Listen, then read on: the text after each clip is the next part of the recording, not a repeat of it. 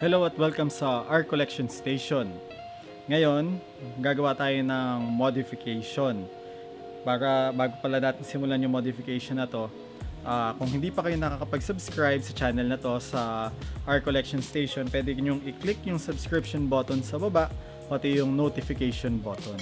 Ngayon, back na tayo dun sa modification na gagawin natin.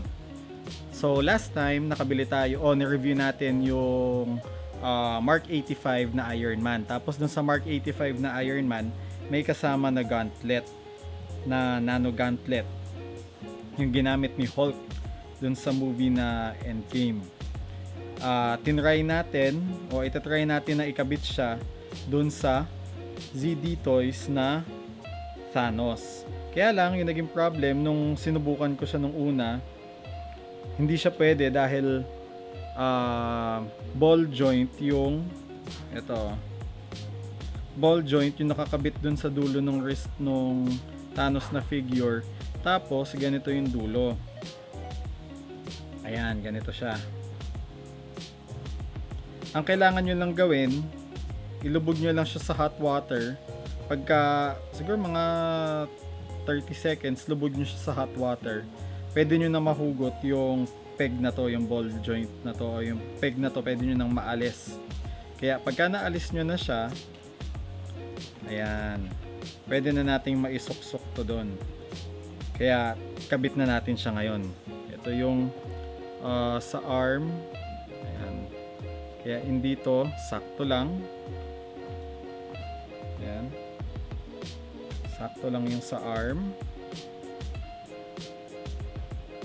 Ngayon, ikabit na natin yung gauntlet.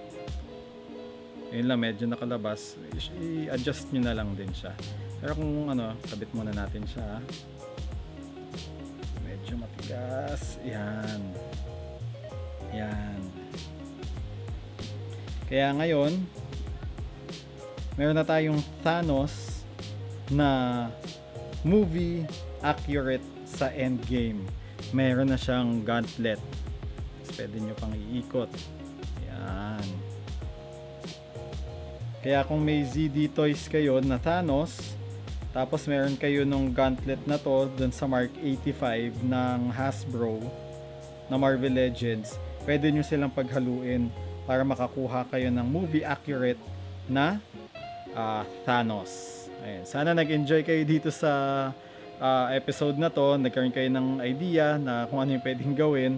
And kung hindi pa kayo nakasubscribe ulit, click nyo yung subscription button sa baba, pati na din yung notification button. Tapos pwede nyo din i-check yung Facebook page ko na Our Little Toy Shack. Doon madami tayong mga figures, toys, kagaya ng ZD Toys na Thanos. Tapos may mga anime din na iba-iba pang mga figures. Pwede nyo ding i-click yung link sa description sa baba para makapunta kayo sa page na yun. Pwede nyo din siyang i-share para mas madami pang tao yung makakita dun sa mga review natin at saka yung mga toys na pwede natin makuha. So again, thank you for watching at sana nag-enjoy kayo sa short episode na to.